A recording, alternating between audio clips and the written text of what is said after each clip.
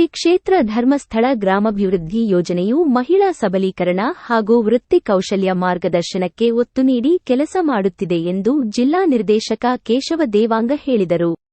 ಅವರು ಇಂದು ತಾಲ್ಲೂಕಿನ ಹರಿಹರಪುರ ಗ್ರಾಮದ ಹರಿಹರೇಶ್ವರ ದೇವಾಲಯದ ಆವರಣದಲ್ಲಿ ನಡೆದ ವಲಯ ಮಟ್ಟದ ಸಾಧನಾ ಸಮಾವೇಶ ಮತ್ತು ಸಹಸ್ರ ಬಿಲ್ವಾರ್ಚನೆ ಪೂಜಾ ಕಾರ್ಯಕ್ರಮ ಹಾಗೂ ಬೀದಿ ವ್ಯಾಪಾರಿಗಳ ಸಂಘವನ್ನು ಉದ್ಘಾಟಿಸಿ ಮಾತನಾಡಿದರು. ಆಡುಮುಟ್ಟದ ಸೊಪ್ಪಿಲ್ಲ ಎನ್ನುವಂತೆ ಧರ್ಮಸ್ಥಳ ಸಂಸ್ಥೆಯ ವತಿಯಿಂದ ಕೈಗೊಳ್ಳದ ಜನಪರವಾದ ಕಾರ್ಯಕ್ರಮಗಳಿಲ್ಲ ಎನ್ನುವಂತೆ ತುಳಿತಕ್ಕೊಳಗಾದವರು, ಶೋಷಿತರು ಹಾಗೂ ಬಡ ಜನರ ಜೀವನ ನಿರ್ವಹಣೆಗೆ ಬೇಕಾದ ಎಲ್ಲಾ ಬಗೆಯ ಸೌಲಭ್ಯಗಳನ್ನು ಸಕಾಲಕ್ಕೆ ಸರಿಯಾಗಿ ಒದಗಿಸಿಕೊಟ್ಟು ಗ್ರಾಮ ವಿಕಾಸಕ್ಕಾಗಿ ದುಡಿಯುತ್ತಿರುವ ಧರ್ಮಸ್ಥಳ ಸಂಸ್ಥೆಯು ನೊಂದವರು ಹಾಗೂ ಮಹಿಳೆಯರಿಗೆ ದಾರಿದೀಪವಾಗಿದೆ ಎಂದು ಕೇಶವ ದೇವಾಂಗ ಅಭಿಮಾನದಿಂದ ಹೇಳಿದರು.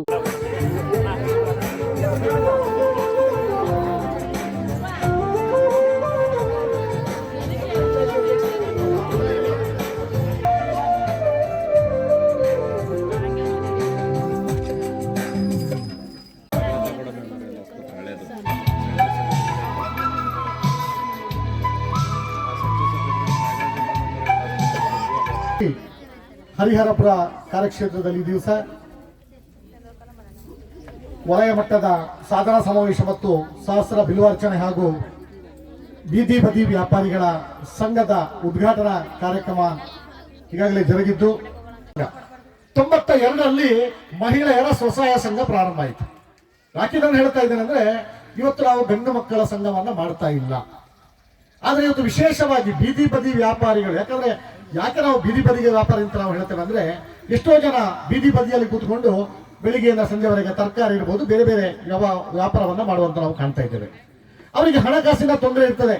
ಎಲ್ಲಿಂದಲೋ ಬಡ್ಡಿಯವರಿಂದ ತಗೊಂಡು ಬಂದು ದಿವಸಕ್ಕೆ 1,000 ರೂಪಾಯಿ, ಬೆಳಿಗ್ಗೆ ಆ ಬಡ್ಡಿಯವರಿಂದ ತಗೊಂಡು ಬಂದು 1,000 ರೂಪಾಯಿ ಮಾಲನ್ನು ತಗೊಂಡು ಬಂದು ಸಂಜೆಗಾಗುವ 1,000 ರೂಪಾಯಿಗೆ 100-200 ರೂಪಾಯಿ ಬಡ್ಡಿಯನ್ನು ಸೇರಿಸಿಕೊಡುವಂತ ಪರಿಸ್ಥಿತಿ ನಮ್ಮ ಕಣ್ಣ ಮುಂದೆ ಇದೆ ಇವತ್ತು.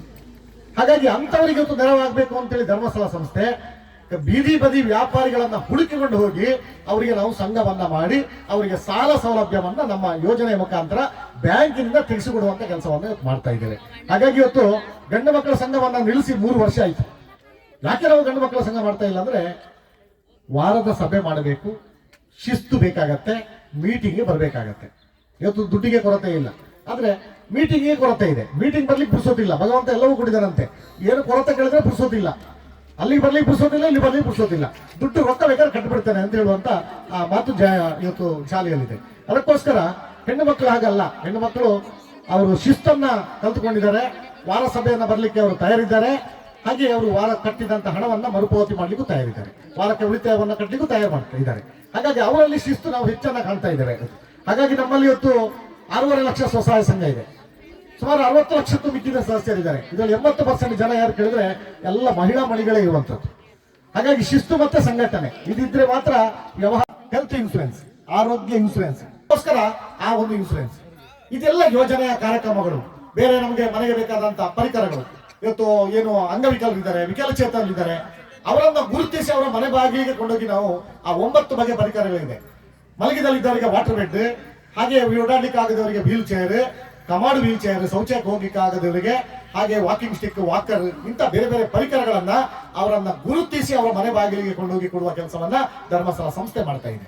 ಅಷ್ಟಲ್ಲದೆ ಇವತ್ತು ನಿರ್ಗತಿಕರು ಅಂತಿದ್ದಾರೆ ಬಹಳಷ್ಟು ಜನ. ಪಾಪ ಅಜ್ಜಿ ಯಾರಿಲ್ಲ ನಿರ್ಗತಿಕರು, ಅಂತವರನ್ನ ಹುಡುಕಿಕೊಂಡು ಅವ್ರ ಸಂಘದಲ್ಲಿ ಬೇಕಾಗಿಲ್ಲ, ಅವರನ್ನು ಹುಡುಕಿಕೊಂಡು ಅವರಿಗೆ ಮಾಶಾಸನವನ್ನ ಕೊಡ್ತಾ ಇದ್ದೇವೆ. ನಿರ್ಗತಿಗೆ ತಿಂಗಳಿಗೆ 750 ರೂಪಾಯಿಯಿಂದ 3,000 ರೂಪಾಯಿವರೆಗೆ ಇವತ್ತು ಕರ್ನಾಟಕ ರಾಜ್ಯದಲ್ಲಿ 17,000 ಮಂದಿಗೆ ಅವರ ಮನೆ ಬಾಗಿಲಿಗೆ, ನೀವಲ್ಲಿ ಪೋಸ್ಟ್ ಆಫೀಸ್ಗೆ ಬನ್ನಿ, ಅಲ್ಲಿಗೆ ಬನ್ನಿ ಅಂತ ಹೇಳಲ್ಲ, ನಮ್ಮವರು ಮನೆ ಬಾಗಿಲಿಗೆ ಕೊಂಡೋಗಿ ಕೊಡುವಂತ ಕೆಲಸವನ್ನ ಮಾಶಾಸನವನ್ನ ಮಾಡ್ತದೆ. ಇನ್ನು ಯಾರು ನಿರ್ಗತಿಕರಿದ್ದಾರ ಅಂತವರಿಗೆ ವಾತ್ಸಲ್ಯ ಯೋಜನೆ ಅಡಿಯಲ್ಲಿ ಮನೆಯನ್ನ ಕಟ್ಟಿಕೊಡುವಂತ ಕೆಲಸ. ಈ ವರ್ಷ ಸುಮಾರು 2,000 ಮನೆಗಳನ್ನ ಕಟ್ಟಿಕೊಡ್ಲಿಕ್ಕೆ ಪೂರ್ಣ ಪ್ರಗತಿ ಆಗ್ತಾ ಇದೆ. ಕೆಲಸ ಆಗಿದೆ, ಈಗಾಗಲೇ ಕೆಲವು ಮನೆಗಳನ್ನ ಹಸ್ತಾಂತರ ಮಾಡಿ ಆಗಿದೆ. ಅಂತವ್ರು ನೊಂದುಕೊಳ್ಬೇಕಾಗಿಲ್ಲ. ಸಮಾಜದಲ್ಲಿ ನನಗೆ ಯಾರಿಲ್ಲ, ನನ್ನ ಕುಟುಂಬದವರಿಲ್ಲ, ನಮಗೆ ಚಿಂತಕರಿಲ್ಲ, ನಾನು ಸಮಾಜದಲ್ಲಿ ಹೇಗೆ ಮುಂದೆ ಬರಬೇಕು ಅನ್ನುವಂತ ಚಿಂತನೆಯೊಂದು ಇವತ್ತು ಬದುಕುವಂತ ಎಷ್ಟೋ ನಿರ್ಗತಿಕರಿದ್ದಾರೆ. ಶ್ರೀ ಹೇಮಾವತಿ ಅಮ್ಮನವರು, ಮಾತೃಶ್ರೀ ನಮ್ಮ ಡಾಕ್ಟರ್ ಡಿ ವೀರೇಂದ್ರ ಹೆಗಡೆ ಅವರು ಬಡವರ ಕಣ್ಣೋರಿಸುವಂತ ಕಾರ್ಯಕ್ರಮಕ್ಕೆ ಇವತ್ತು ಇಳಿದಿದ್ದಾರೆ. ಇಂಥವರಿಗೆ ಮನೆ ಕಟ್ಟಿಕೊಡುವಂತ ಯೋಜನೆಯನ್ನ ಮಾಡ್ತಾ ಇದೆ. ಹಾಗೆ ಬಡ ಜನರ ಅಭಿವೃದ್ಧಿ ಆಗಬೇಕು, ಅವರ ಆರ್ಥಿಕ ಮಟ್ಟ ಹೆಚ್ಚಬೇಕು, ಸ್ವಾವಲಂಬಿ ಬದುಕನ್ನ ಕಟ್ಟಿಕೊಳ್ಳಬೇಕು ಅನ್ನುವ ನಿಟ್ಟಿನಲ್ಲಿ ಹಲವಾರು ಕಾರ್ಯಕ್ರಮಗಳನ್ನ ಜಾರಿಗೆ ಪೂಜ್ಯ ವೀರೇಂದ್ರ ಹೆಗಡೆ ಅವರು ತಂದಿದ್ದು, ಇವತ್ತು ಕರ್ನಾಟಕ ರಾಜ್ಯದ ಹಳ್ಳಿಗಳಲ್ಲೂ ಗ್ರಾಮಾಭಿವೃದ್ಧಿ ಯೋಜನೆ ಪಸರಿಸಿ ಸ್ವಸಹಾಯ ಸಂಘ ಚಳುವಳಿಯನ್ನ ಪ್ರಾರಂಭ ಮಾಡಿ ಒಂದು ಕುಟುಂಬದ ಸರ್ವಾಂಗೀಣ ಅಭಿವೃದ್ಧಿ ಆಗಬೇಕು ಅನ್ನುವಂತ ಒಂದು ಚಿಂತನೆಯೊಂದಿಗೆ ಸದಸ್ಯರಿಗೆ ಬೇಕಾದಂತಹ ಮಾಹಿತಿ, ಮಾರ್ಗದರ್ಶನ, ಪ್ರೇರಣೆ, ಪ್ರೋತ್ಸಾಹವನ್ನ ಕೊಡೋದ್ರೊಟ್ಟಿಗೆ ಕೆಲವೊಂದು ಅನುದಾನಗಳನ್ನ ಕೊಡೋದ್ರ ಮುಖಾಂತರ ಕಾರ್ಯಕ್ರಮಗಳನ್ನ ಇವತ್ತು ನಡೆಸ್ತಾ ಇದೆ. ಆಡುಮುಟ್ಟದ ಸೊಪ್ಪಿಲ್ಲ, ಧರ್ಮಸ್ಥಳ ಸಂಸ್ಥೆ ಮಾಡದ ಕಾರ್ಯಕ್ರಮಗಳಿಲ್ಲ ಅನ್ನುವ ರೀತಿಯಲ್ಲಿ ಈಗಾಗಲೇ ನೀವು ವರದಿಯನ್ನ, ನಮ್ಮ ವಲಯದ ಮೇಲ್ವಿಚಾರಕರು ವರದಿಯನ್ನ ಮಂಡಿಸಿದ್ರು. ಆ ವರದಿಯಲ್ಲಿ ನಮ್ಮೆಲ್ಲ ಕಾರ್ಯಕ್ರಮಗಳು ಏನು ಯೋಜನೆಯಲ್ಲಿ ಇದೆಯೋ ಆ ಯೋಜನೆಯನ್ನ ಜನರಿಗೆ ಸಕಾಲದಲ್ಲಿ ತಲುಪಿಸುವಂತ ಕಾರ್ಯಕ್ರಮ. ಅದರಿಂದಾಗಿ ಆ ಕಾರ್ಯಕ್ರಮದ ಬಗ್ಗೆ ನಾನು ಹೆಚ್ಚೇನು ಹೇಳಿಕ್ಕೆ ಹೋಗಲ್ಲ. ಇವತ್ತು ವಿಶೇಷವಾಗಿ ಕಾರ್ಯಕ್ರಮದ ಹೆಸರೇ ಸೂಚಿಸುವ ಹಾಗೆ ಸಾಧನಾ ಸಮಾವೇಶ.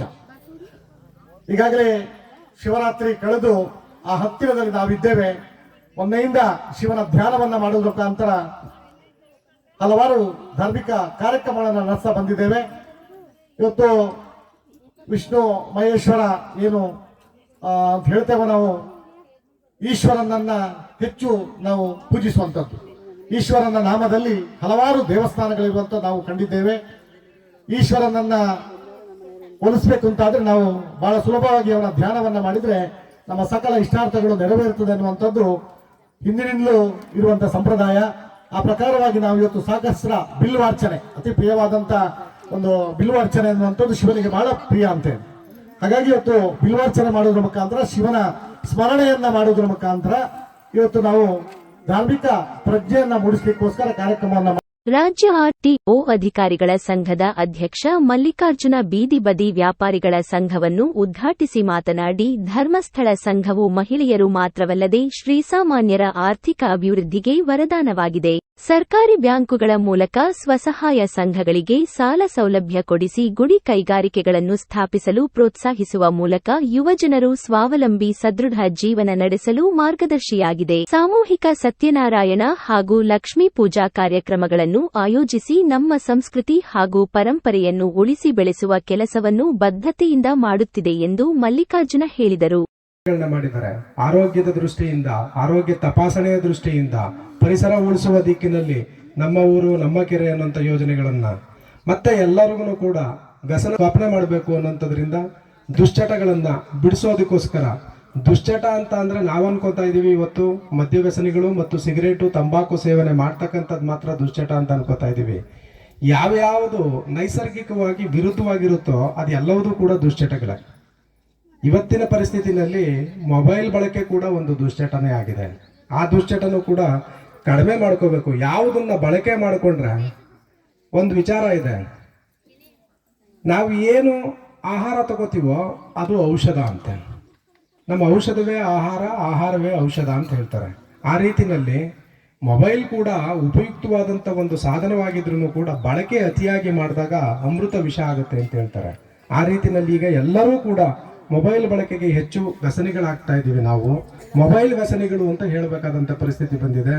ದುಶ್ಚಟಗಳಲ್ಲಿ ಕೇವಲ ಬರೀ ಕುಡಿಯೋದನ್ನ, ಸಿಗರೇಟ್ ಸೇದೋದನ್ನ, ಅಥವಾ ಯಾರಾದರೂ ಮಹಿಳೆಯರು ಹಿಂದೆ ಕಡ್ಡಿ ಪುಡಿ ಹಾಕ್ತಾ ಇದ್ರು, ಹೊಗೆ ಹುಡಿ ಹಾಕುವಂಥದ್ದು. ಈಗ ಯಾರು ಕೂಡ ಕಡ್ಡಿ ಪುಡಿ, ಹೊಗೆ ಹುಡಿ ಅಷ್ಟು ಕಾಣ್ತಾ ಇಲ್ಲ. ಎಲೆ ಅಡಿಕೆ ಹಾಕೋರ ಸಂಖ್ಯೆ ತುಂಬಾ ಕಡಿಮೆ ಆಗ್ತಾ ಇದೆ. ಎಲೆ ಅಡಿಕೆ ಆರೋಗ್ಯಕ್ಕೆ ಒಳ್ಳೇದಿದೆ. ನಾಲ್ಗೆನಲ್ಲಿ ಒಂದ್ ಸ್ವಲ್ಪ ವ್ಯತ್ಯಾಸ ಆಗುತ್ತೆ, ಮಂದ ಆಗುತ್ತೆ ಅನ್ನೋ ಕಾರಣಕ್ಕೆ ಎಲೆ ಅಡಿಕೆ ಹಾಕಬಾರ್ದು ಅನ್ನೋಂಥದ್ದನ್ನ ಹಿಂದಿನ ಕಾಲದಲ್ಲಿ ನಾವೆಲ್ಲ ಹೇಳ್ತಾ ಇದ್ವಿ. ಆದ್ರೆ ಈಗ ಪ್ರತಿಯೊಬ್ಬರಿಗೂ ಕೂಡ ಊಟಕ್ಕಿಂತ ಮುಂಚಿತವಾಗಿ ಟ್ಯಾಬ್ಲೆಟ್ ತಗೊಳ್ಳೋ ಪರಿಸ್ಥಿತಿಗೆ ಬಂದು ತಲುಪಿದೀವಿ. ಮೊದಲು ಊಟ ಆದ್ಮೇಲೆ ತಾಂಬೂಲ ಕೊಡ್ತಾ ಇದ್ರು, ಎಲೆ ಅಡಿಕೆ ಹಾಕೋತಾ ಇದ್ರು. ಆರೋಗ್ಯಕ್ಕೆ ಒಂದು ಉತ್ತಮವಾದಂತ ಒಂದು ಪರಿಪಾಠ ಹಿಂದೆ ನಡೆದು ಬಂದಿತ್ತು. ಅದನ್ನ ಬಿಟ್ಟಿದೀವಿ. ಸಾಧ್ಯವಾದಷ್ಟು ಎಲೆ ಅಡಿಕೆನ ಆಗಾಗ ವಾರಕ್ಕೊಂದ್ಸರಿನಾದ್ರೂ ಬಳಸುವಂತ ಕಾರ್ಯನ ಮಾಡಿ. ರಿಚ್ ಐರನ್ ಕಂಟೆಂಟ್ ಇರುತ್ತೆ, ಡೈಜೆಸ್ಟಿವ್ ಸಿಸ್ಟಮ್ ಚೆನ್ನಾಗಿರುತ್ತೆ. ಎಲೆ ಅಡಿಕೆನ ಬೆಳೆಸಿ ಯೋಜನೆಗಳನ್ನ ಮಾಡಿದ್ದಾರೆ. ವೀರೇಂದ್ರ ಹೆಗಡೆ ಅವರ ಜೊತೆನಲ್ಲಿ ಯಾವ ರೀತಿ ಮಾತೃಶ್ರೀ ಅಮ್ಮನವರು ಇದಾರೋ ಆ ರೀತಿ ನೀವೆಲ್ಲರೂ ಕೂಡ ನಿಮ್ಮ ಕುಟುಂಬಕ್ಕೆ ಮಾತೃಶ್ರೀಗಳಾಗಿ ನಿಮ್ಮ ಕುಟುಂಬವನ್ನ ಸದೃಢರಾಗಿ ಮಾಡಿ ಸದ್ಬಳಕೆಯನ್ನ ಯೋಜನೆಗಳ ಮುಖಾಂತರ ಬಳಕೆ ಮಾಡ್ಕೊಳ್ಳಿ ಅಂತ ಹೇಳ್ತಾ ನಾವು ಮಾತಾಡ್ಲಿಕ್ಕೆ ಅವಕಾಶ. ಹರಿಹರಪುರ ಗ್ರಾಮ ಪಂಚಾಯತಿ ಅಧ್ಯಕ್ಷೆ ಸುಂದ್ರಮ್ಮ ಮಂಜೇಗೌಡ, ಸಮಾಜ ಸೇವಕರಾದ ವಿಶ್ರಾಂತ ಇಂಜಿನಿಯರ್ ಲಕ್ಷ್ಮೀಪುರ ಕುಮಾರಸ್ವಾಮಿ, ಯೋಜನಾಧಿಕಾರಿ ವೀರೇಶಪ್ಪ, ಜನಜಾಗೃತಿ ವೇದಿಕೆ ಸದಸ್ಯ ಡಿಸಿ ಕುಮಾರ್, ಸ್ಥಳೀಯ ಒಕ್ಕೂಟದ ಅಧ್ಯಕ್ಷೆ ಯಶೋದಮ್ಮ, ಮುಖಂಡರಾದ ಲಕ್ಷ್ಮೀ ಪ್ರಸನ್ನ, ಗಂಜಿಗೆರೆ ಮಹೇಶ್, ಕೆಆರ್ ನೀಲಕಂಠ, ಮೇಲ್ವಿಚಾರಕಿ ಭಾಗ್ಯಮ್ಮ, ಸೇವಾ ಪ್ರತಿನಿಧಿಗಳಾದ ಯಶೋಧ, ಗೀತಾ, ಶೋಭಾ, ಲಲಿತಾ, ಲಕ್ಷ್ಮೀದೇವಿ ಸೇರಿದಂತೆ ಪ್ರಗತಿ ಬಂಧು ಸ್ತ್ರೀ ಶಕ್ತಿ ಸ್ವಸಹಾಯ ಸಂಘಗಳ ಸದಸ್ಯರು ಕಾರ್ಯಕ್ರಮದಲ್ಲಿ ಭಾಗವಹಿಸಿದ್ದರು.